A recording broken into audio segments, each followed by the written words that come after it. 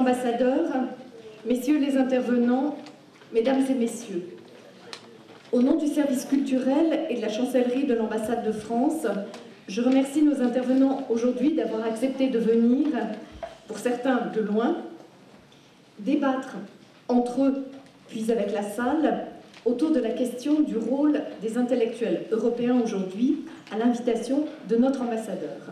Je suis très heureux parce que c'est un projet que j'avais depuis longtemps, en fait, d'organiser. C'est une question que je me pose depuis très longtemps. Comment peut-on réintroduire, je dirais, un peu d'idées dans les débats politiques, de société? C'est plus nécessaire que jamais, dans une période où les faits, la réalité a dépassé les idées, et où les relations internationales sont extrêmement mobiles, où enfin l'Europe, pour ceux qui la suivent depuis longtemps, ceux qui en font partie.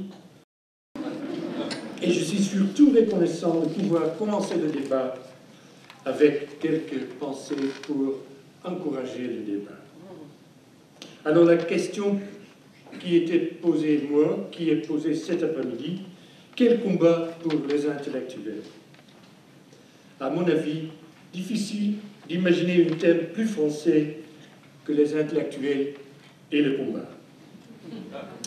Comme vous le savez, l'intellectuel français est apparu, monsieur l'ambassadeur le disait déjà, il est apparu au XVIIIe, même si dans le temps, il s'appelait un homme de lettres. Et on désignait ainsi non seulement les fameux philosophes, mais également toute personne capable de tenir une plume et de rédiger un pamphlet, un libelle ou une manifeste. Et donc certainement aussi les journalistes. Mais la fin des dictatures, c'est aussi la fin de la rôle spéciale des intellectuels en Europe centrale et en Europe de l'Est. C'est un problème de la marginalisation des intellectuels et des obligations de nouveauté.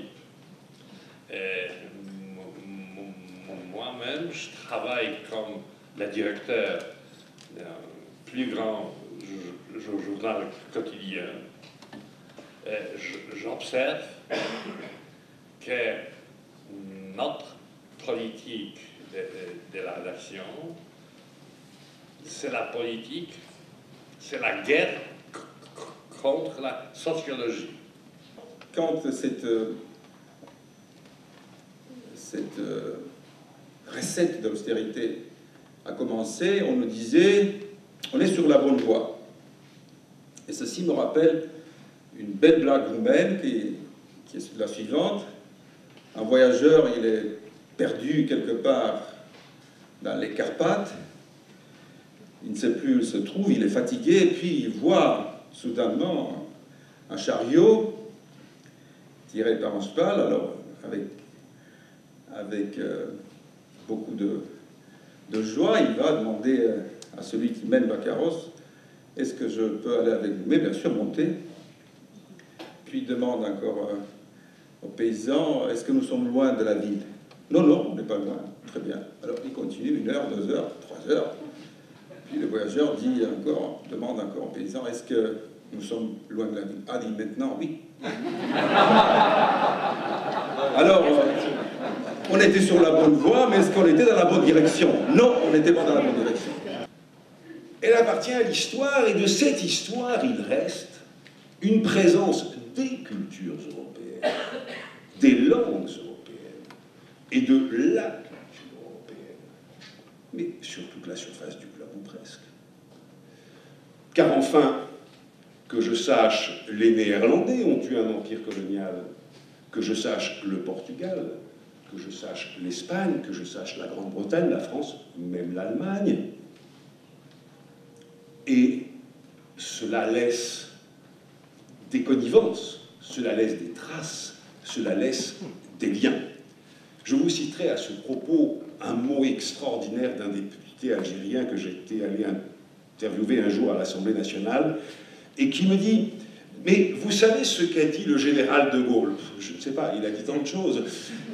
Il a dit « L'Algérie restera française ». Écoutez bien ça, c'est merveilleux.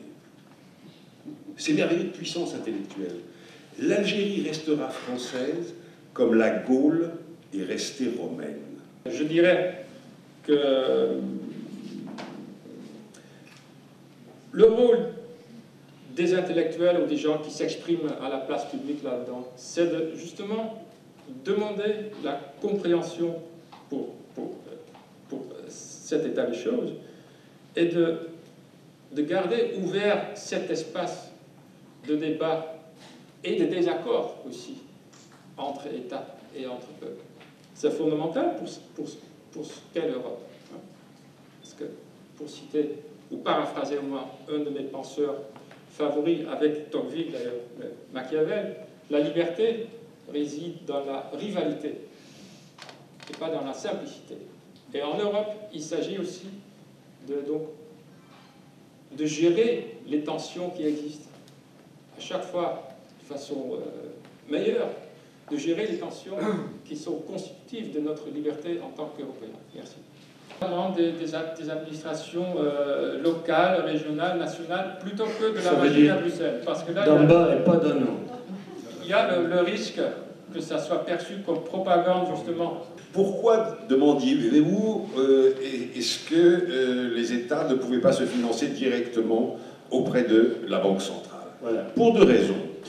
La première, c'est qu'il y avait, et il y a toujours persistante, une phobie qui tient à l'histoire. C'est un être libre. Et un être libre, il a ses choix à lui. Donc, parfois on réussit, parfois on ne réussit pas. Mais en résistance, dans le sens de l'ingénierie, c'est-à-dire en résistance nette, acquise. Pourquoi grâce à Dieu? Parce que c'est trop complexe pour les historiens. C'est très simple. Bon, je trouve que c'était en Allemagne une idée de Habermas qui a été une réponse pour la formule d'Ernst Nolte et des autres. Ça a été, à ce moment-là, ça a été une réponse très claire. Salut, monsieur Convoy. Vous avez mentionné tout à l'heure, greffier de la Cour internationale de justice. C'est lui qui a eu l'idée d'avoir les conférences en français. Donc, je le dis parce que aujourd'hui, c'est un peu son idée. Bon, il n'avait pas trouvé le sujet, mais là, c'est un hommage que je voudrais lui rendre. Sur le fond, donc, évidemment, je pense qu'on ne s'attendait pas à avoir des solutions, mais on est allé au-delà du diagnostic. Bon, sur le rôle des intellectuels, je crois que le problème reste ouvert parce que c'est le genre de sujet qu'on ne peut pas véritablement résoudre. Qui sont les intellectuels qui sont à combat à cette société émotionnelle?